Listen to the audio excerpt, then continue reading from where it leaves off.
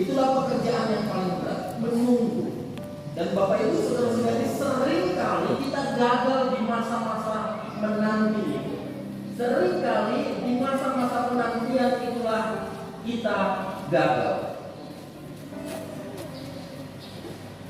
Kapan parusia ini? Parusia itu kita dengan arti katanya Maranatha ya, Tuhan datang kembali.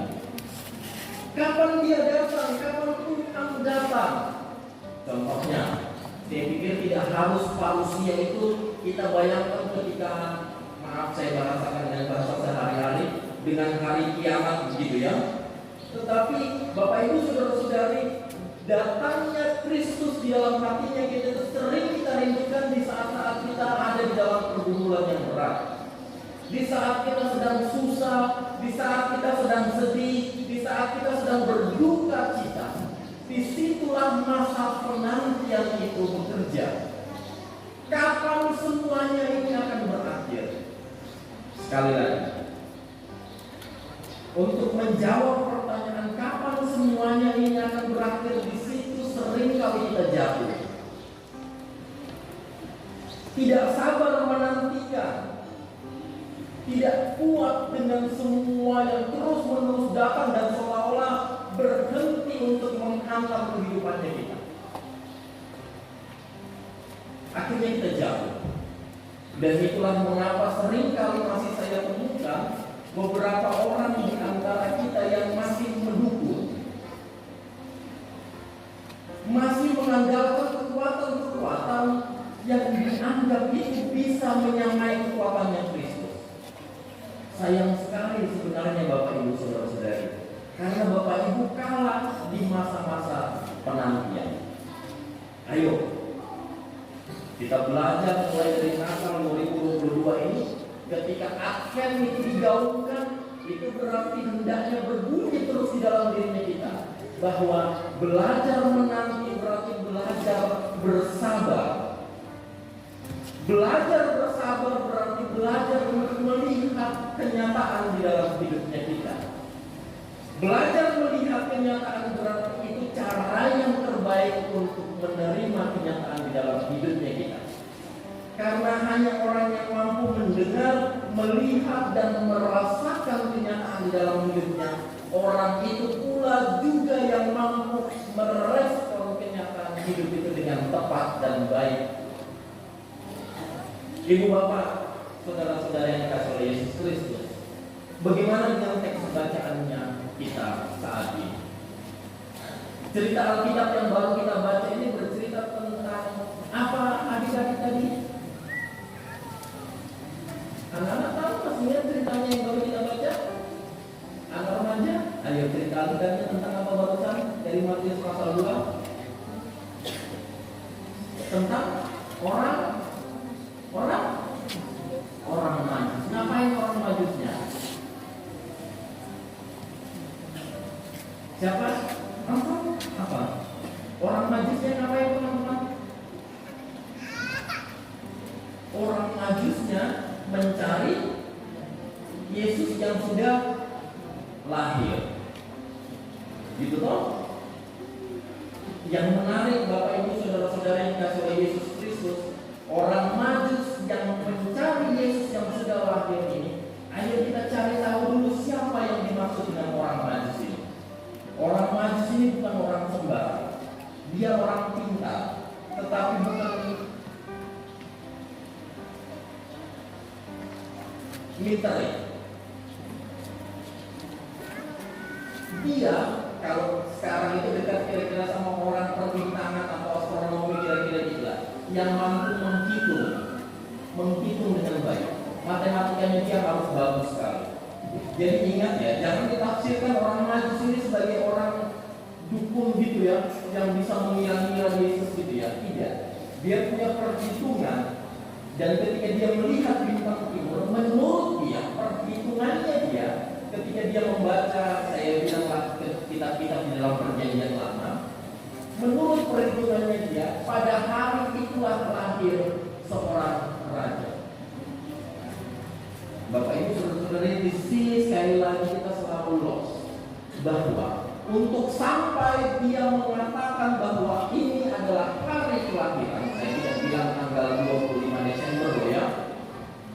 bagus cari mengelokok sampai berubah di dalam Alkitab. Cari Yesus lahir tanggal 25 Desember itu nggak akan ketemu Bapak Ibu.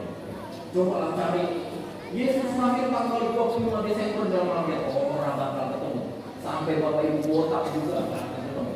Nggak akan ketemu Yesus lahir tanggal 25 Desember. Nggak akan. Nah, terus lalu kenapa dirayakan tanggal 25 Desember? Nanti aja kita jelaskan. Oke, saya mau lanjutkan cerita begini. Bapak Ibu saudara-saudari, ketika mereka membaca teks-teks di dalam Perjanjian Lama, sebutlah begitu, maka mereka mampu menghitung disinilah hari kelahirannya Sang Juru Selamat itu.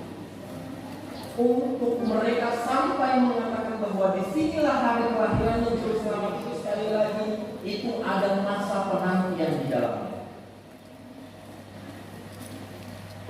Anak-anak zaman sekarang yang selalu disuguhi dengan sesuatu yang instan itu, kita akan lebih mudah jatuh dibandingkan orang-orang di masa yang lampau.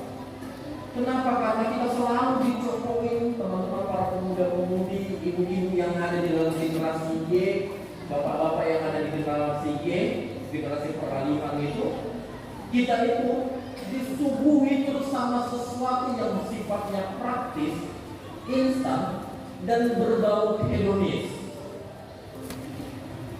Jadi ada, saya nggak tahu ini sindiran atau apa gitu ya, bahwa menurut penelitian Bapak Ibu, salah satu tempat negara yang paling sulit boleh kerjaan dan boleh duit itu Indonesia. Jadi salah satu tempat yang paling sulit untuk mencari pekerjaan dan salah satu tempat yang paling sulit untuk mencari uang itu Indonesia.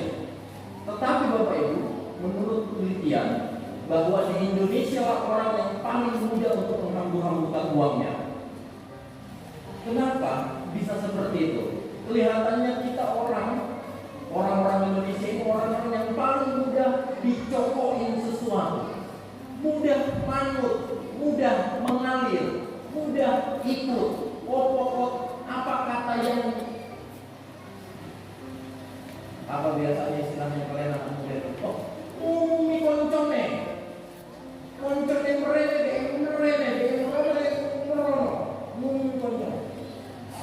sehingga ketika kita diserang dengan sesuatu yang sifatnya instan, ditawari seperti itu yang praktis, bahkan diiming-imingi tanpa Anda berkeringat, Anda begini-begini, wah senang sekali orang Indonesia. Sesuatu yang indah-indah itu, sinetron-sinetron gitu ya, ditawari yang sesuatu yang sifatnya hedonis gitu, untuk apa? Hedonis itu menghidupkan diri, pemuasan diri sendiri, kira-kira gitu artinya Indonesia. Senang sekali di bagian-bagian situ. Kita itu orang yang paling mudah disasar di bagian situ. Nah, Bapak Ibu saudara-saudari, yang menariknya dari bacaan kita, yaitu itu juga yang menjadi tema Natal kita di seluruh Indonesia saat ini, mulai yaitu yang dilakukan baik itu yang Katolik maupun yang Protestan seperti kita. Tema Natalnya kita berbunyi, maka pulanglah mereka ke negerinya melalui jalan yang lain. Ini yang menarik Bapak Ibu saudara-saudara. Orang umumi koncone berani berbeda. Itu yang diajarkan orang Majus di saat kelahiran Kristus pada saat ini kita rayakan. Mereka berani menempuh jalan yang berbeda. Tidak main-main Bapak Ibu saudara-saudari. Yang memperingati dan meminta mereka untuk tetap di jalan itu adalah Herodes. Herodes ini orang yang punya kekuasaan. Nek bermusydiki, nanti kalau kamu sudah tahu segala sesuatunya tentang sang disebut raja itu, kamu harus pulang kembali kepada aku untuk melaporkannya. Itu perintahnya Herodes kepada orang-orang Majus. Dilakoni orang dia? Tidak. Kenapa dia tidak melakoni itu? Karena ada petunjuk, karena ada mimpi, katanya seperti itu. Dan dari mimpi itulah kemudian mereka memilih jalan yang lain. Yang kayak begini Bapak Ibu, saudara-saudara yang dikasihi Yesus Kristus, yang mau saya bilang bahwa menjadi orang Kristen itu bukan hanya masalah ngumumi koncone wae, tetapi berani berpikir kritis untuk keadilan, berani berpikir kritis untuk kasih dan cinta itu. Tentu saja berani berpikir berbeda hanya untuk pemuasan diri sendiri, itu tidak ada ubahnya dengan Herodes. Pilihannya A, B, C, D. Kenapa saya harus memilih yang E, bukan A, B, C, dan D? Itu harus kita nilai motifnya, mindsetnya. Apakah ketika kita memilih pilihan itu semata-mata demi keuntungan pribadi kita? Apakah ketika kita memilih jalan yang lain dari yang orang-orang pilih itu, apakah itu hanya demi pemuasan nafsu kita, atau ini demi keadilan, ini demi kasih? Kalau Bapak Ibu saudara-saudari sudah mengujinya, dan Bapak Ibu saudara-saudari memilih jalan yang berbeda dengan yang lain itu demi keadilan dan demi kasih, jalani itu. Sekalipun Bapak Ibu akan mengalami jalan yang terjal di situ, sekalipun Bapak Ibu akan mengalami jalan yang tidak enak, tetapi setidaknya di zaman edan ini Bapak Ibu orang melu edan. Ibu Bapak, saudara-saudara yang dikasihi oleh Yesus Kristus, bagaimana kenyataan hidup kita di tahun 2022? Kita orang-orang jemaat GKSBS Moresnan, menurut saya ada begitu banyak perubahan. Ketahuilah bahwa perubahan itu terjadi karena pengetahuan. Pengetahuan itu didapatkan bukan hanya melalui pendidikan formal, bukan hanya pendidikan informal, tetapi di ruang-ruang non-formal pendidikan itu terjadi. Jangan pikir orang yang tinggi sekolahnya kemudian dia harus lebih pintar dari orang yang punya pendidikan informal dan non-formal. Belum tentu. Tetapi jangan juga tidak tahu apa-apa seperti sudah tahu semuanya. Itu namanya terima, sok tahu. Tidak, jangan. Lalu bagaimana kita harus bersikap? Bersikaplah sebagaimana orang maju, berani belajar, berani mencari tahu, dan mengalami setiap kenyataan hidupnya untuk di cross check dengan teks-teks kitab suci. Perubahan yang terjadi banyak saya lihat di tengah-tengah Bapak Ibu saudara-saudari. Saya kasih contoh saja waktu rewang. Saya senang sekali dengan apa yang Bapak Ibu lakukan. Di tengah-tengah rewang Bapak Ibu hadir. Sudah hampir tidak ada di antara kita yang tukang melipir. Judul sendiri Ngilang Sugi. Judul sendiri Ngilang Sugi. Kenapa saya harus bahas tentang rewang? Karena Bapak Ibu sudah ketahuilah, di tengah-tengah keadaan seperti itu sebenarnya tuan rumah itu membutuhkan bantuannya kita. Kehadirannya kita di situ itu sungguh sangat membuat tuan rumah menjadi lebih tenang. Begitu Bapak Ibu hadir, Bapak Ibu sudah mampu membuat tuan rumah menjadi tenang. Oh, meneh ketika Bapak Ibu bekerja, melakukan sesuatu, itu membuat mereka bukan hanya tenang, tetapi bersukacita. Yang membuat saya senang dan bangga, yang pertama yaitu kita bukan lagi orang yang tukang melipiran. Teman-teman pemuda dan pemudi, anak-anak remaja, saya senang sekali menerapkan prinsip bersih itu. Tempuh jalan yang berbeda. Kalau biasanya di tempat rewang itu jorok sekali bawahnya, tidak apa-apa kita beda. Tidak apa-apa akhirnya kita lebih keras bekerja. Semoga itu menjadi contoh yang baik dan ditiru. Ibu-ibunya sekarang saya sudah dengar tidak ada lagi yang loncongnya maju sampai 15 cm waktu lagi rewang masak gitu. Saya senang sekali yang kayak gitu. Senang sekali lihatnya. Itulah caranya kita menampilkan kekristenan. Masak tapi loncongnya maju sampai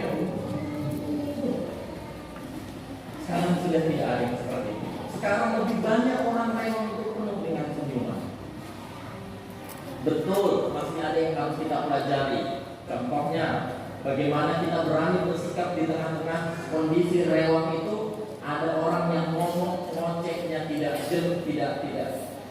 benar, menjurus kepada sesuatu yang negatif. Mungkin bukan hanya sekedar menghindar dari situ, tetapi berani memutuskan omongan-omongan seperti itu. Saya pikir itu baik juga. Nanti kita akan coba masuk sampai ke tahapan-tahapan situ di tengah-tengah rewang. Remeh-temeh toh. Dari rewang ternyata kita mampu menjadi saksi Kristus. Saya juga senang kita punya prinsip di tengah-tengah rewang. Kalau dia jatuhnya di hari Minggu, maka jadilah saksi di tengah-tengah. Bilang, saya pergi gereja dulu. Karena begitu caranya kita menjadi saksi. Begitu Bapak Ibu mempertahankan di situ, maka orang-orang akan memandang sebelah mata. Oh, dulu koyok mono atau orang Kristen, ibadah iso ditinggal. Hanya demi rewang. Nah, yang masalahnya baru pulang dari gereja tidak langsung ke tempat rewang, melipir bisa. Nah, itu yang buat sedih lagi baru. Jadilah saksi di bagian-bagian seperti ini. Contohnya lagi Bapak Ibu Saudara-saudari, kita akan menghadapi tahun 2024, tahun politik. Akan begitu banyak cara untuk orang-orang mempengaruhi kita. Dan salah satu cara yang paling mudah ditempuh dan paling murah itu yaitu melalui media sosial. Framing itu pengkot. Framing itu kayak kayak ini. Ini framing itu apa ini? Framing frame-nya namanya ya. Bingkai. Nge-frame, ngebingkai.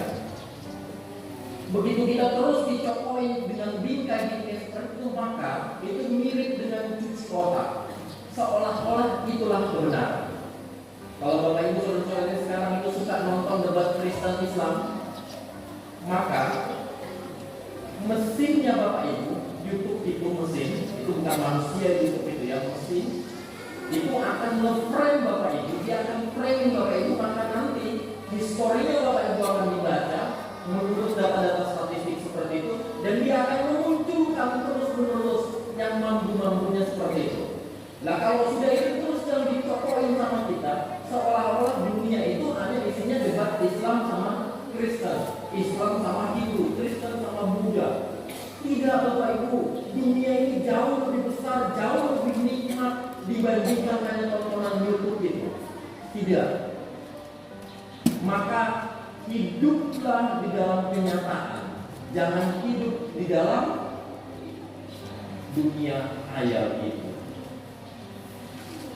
Bapak Ibu lihat, contohnya kemarin waktu kita mau menjadi tuan dan nyonya rumah Natal FKG, teman-teman muslim datang ke gereja, main gaple di situ. Kalau mereka saja berani melangkahkan kaki untuk menyapa kita, membantu kita di tengah-tengah kerepotan kita, alangkah menyedihkan kalau kita orang Kristen tidak bisa hadir di tengah-tengah kerepotan mereka. Alangkah menyedihkan kalau kita orang-orang Kristen tidak bisa mengerti kerepotan mereka. Tetapi sayang, seribu sayang Bapak Ibu Saudara-saudara, kalau niatnya sudah ada, mau ikut membantu, tetapi modalnya tidak ada yang mau dibantu. Itulah kenapa semboyannya anak-anaknya kita. Yang pertama itu baik, dan yang kedua itu pintar. Baik itu akan mendorong mereka hadir di dalam kenyataan-kenyataan hidup, sebagaimana yang dilakukan orang Majus, membawa emas ke menyandang mur. Seperti itulah kata pintar akan bermakna di tengah-tengah kehidupan bermasyarakat. Bukan hanya datang dan menjadi orang goblok di tengah-tengah kerepotan orang, tetapi kata baik itu disertai dengan kata pintar akan membuatnya hadir di situ dan bermanfaat di situ. Akhirnya Bapak Ibu Saudara-saudara yang dikasihi oleh Yesus Kristus, selamat Natal. Jadikanlah momentum Natal ini untuk meneguhkan kita sekali lagi, berani untuk tidak menunggu konconek. Ketika kita menilai bahwa ada jalan keadilan, ada jalan kedamaian yang harus kita sampaikan di tengah-tengah kehidupan bermasyarakat kita. Semoga kita diteguhkan dengan kehadirannya di dalam dunia sebagai bayi umumnya Yesus Kristus yang lahir ke dunia ini. Amin.